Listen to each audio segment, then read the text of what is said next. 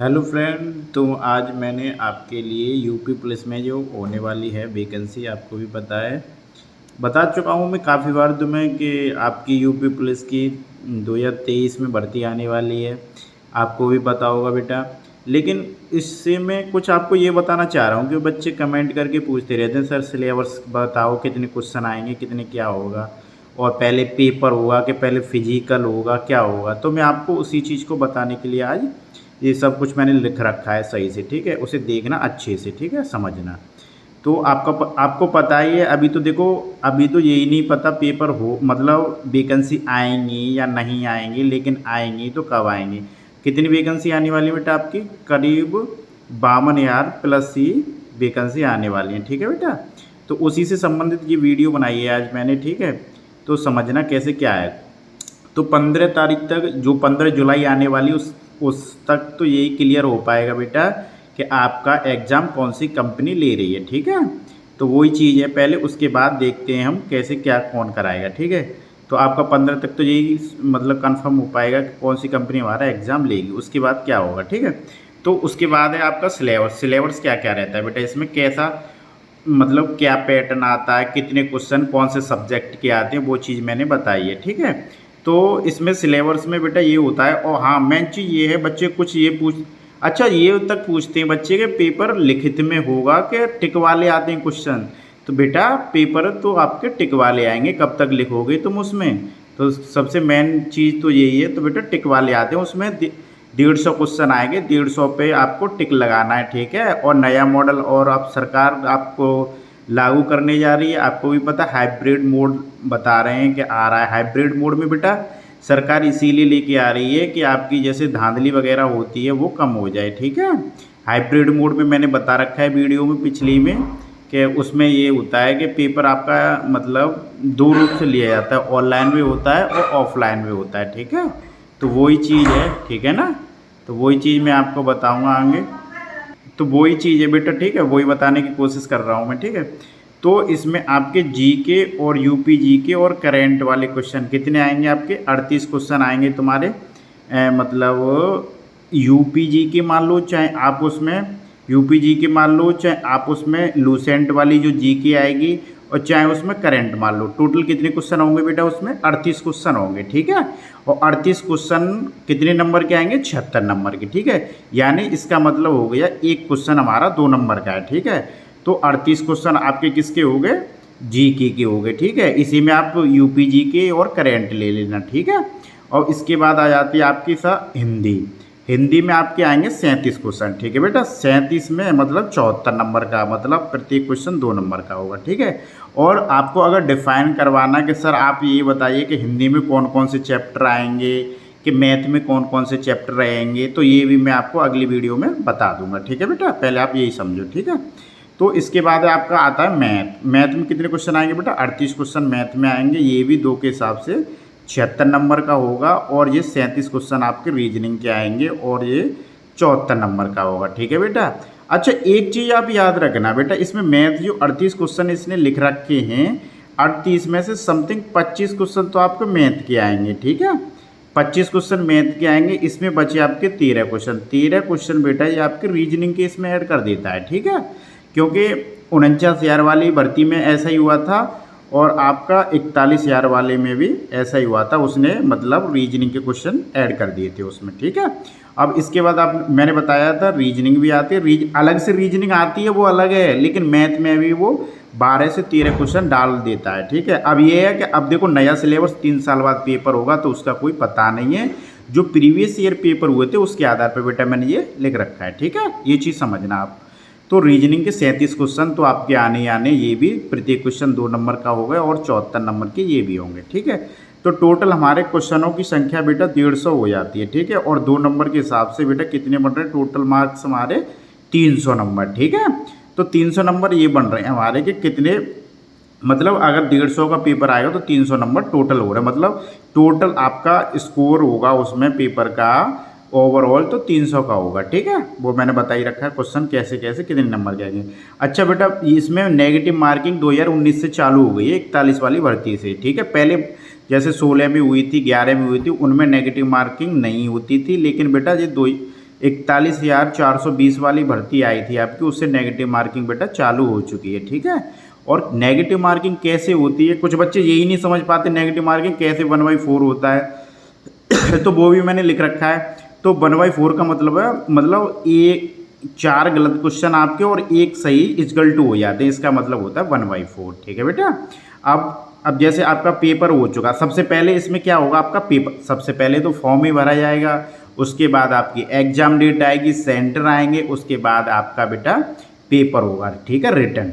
उसके बाद अगर आप रिटन क्वालिफाई करते हो, रिटन आप क्वालिफाई करते हो मेरिट के हिसाब से, उसके बाद बेटा फिजिकल। देखो फिजिकल में क्या क्या रहता है, ठीक है। फिजिकल जब ही होगा जब आप रिटन निकाल लोगे, उसके बाद ही होगा, नहीं उससे पहले नहीं होने वाला, ठीक है। तो फिजिकल में क्या क्या रहता है बेटा, नॉर्मली समझना।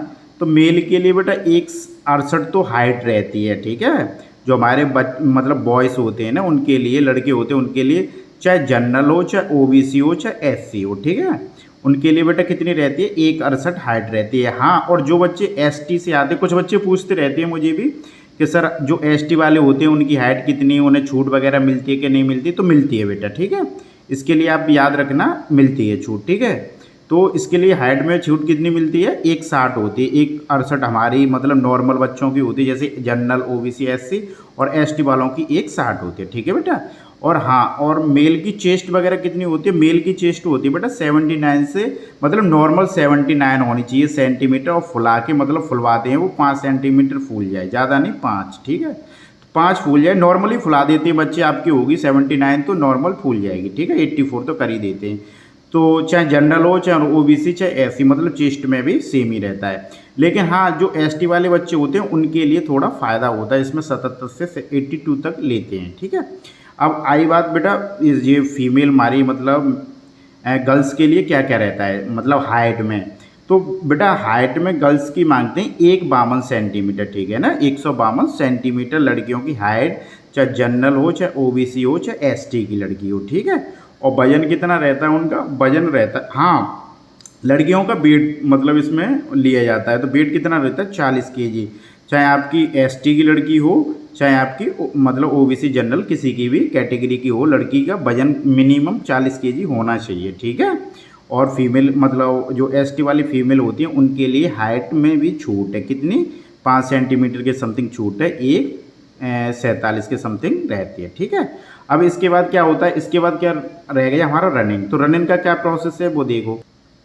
तो रनिंग में बेटा देखो लड़कों के लिए क्या रहता है, लड़कों के लिए रनिंग होती है हमारी 4800 मीटर, ठीक है। कितनी रहती है, 4800 मीटर लड़कों के लिए रनिंग रहती है, और वो भी हमें कितने मिनट में करनी है, 25 मिनट में, ठीक है। 25 मिनट का मतलब है आपको 25 मिनट घड़ी लगा के मिलनी है, मतलब हमें 4800 मीटर दौड़ने के लिए 25 मिनट मिलनी है, इसे कोई नहीं ले सकता आपका। मतलब वो पैर में चिप वगैरह लगा देते हैं, उसी से मतलब नेट बिछी होती है 2 जगह, जैसे ये नेट लग रही है और एक जगह ये नेट लग रही है, ठीक है, 2 जगह आपकी नेट लगी होती है, उसी हिसाब से वो यहाँ चिप लगा देंगे आपके।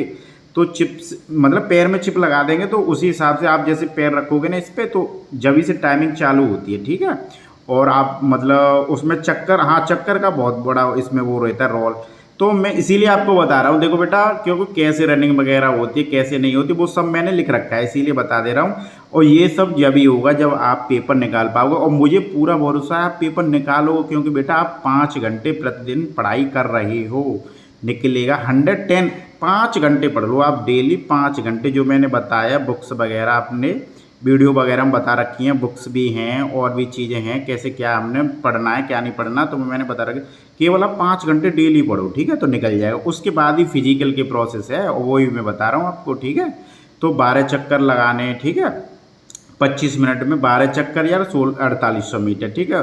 चक्कर एक वो बनाते हैं 400 मीटर का बनाते हैं। और लड़कियों के लिए कितनी होती है दौड़, मतलब 2400 मीटर गर्ल्स के लिए होती है, ठीक है बेटा। और उनके लिए टाइमिंग रहती है 14 मिनट की, ठीक है।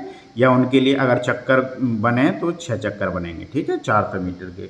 ज़्यादातर चक्कर में ही लगवाते हैं, ज़्यादातर देखा है फिजिकल चक्कर में ही होता है, मतलब बना हुआ होता है पुलिस लाइन में हो चाहे कहीं भी हो, मैं बता रहा हूँ आपको, ठीक है। और उसके बाद आपका फिजिकल हो गया, उसके बाद फिजिकल के बाद बेटा जब फाइनल मेरिट होती है, बिल्कुल फाइनल मेरिट, तो लास्ट में जाके उतने ही मतलब नाम हमारे सेलेक्ट होते हैं जो बिल्कुल फाइनल होती है, तो उसमें फाइनल मेरिट में के हिसाब से आपके मेडिकल होते हैं। जब हमें फाइनल मेरिट का मतलब हो जाता है जब हमारा सेलेक्ट हो जाता है कि हमें यूपीपी मिल रही है कि मतलब पीएसी मिल रही है कि